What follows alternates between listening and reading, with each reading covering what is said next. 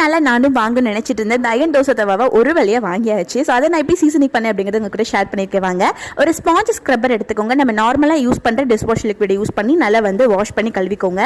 அது நல்லா ஒரு கிளாத்தை வச்சு ட்ரை ஆக்கினதுக்கு அப்புறமா தொட்டு பாருங்க, கண்டிப்பாக கருப்பாக தான் இருக்கும்.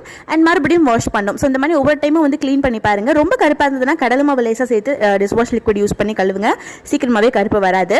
அதுக்கப்புறமா அடுப்பில் வச்சதுக்கப்புறம் நான் தேங்காய் எண்ணெய் சேர்த்துட்டு ஒரு வெங்காயத்தை நல்லா வந்து கருகிற வரைக்கும் வறுத்து எடுத்துக்கோங்க.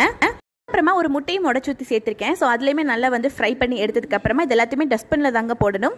ஒரு ஹாஃபாக கட் பண்ண ஆனியனையும் ஃபோக்கில் குத்திட்டு நல்லா ஆயிலை ஊற்றி அந்த தோசை தவா ஃபுல்லுமே ஸ்ப்ரெட் ஆகிற வரைக்கும் தேய்ச்சி தோசை ஊற்றி பாருங்கள், கண்டிப்பாக ஒட்டாமல் வரும்.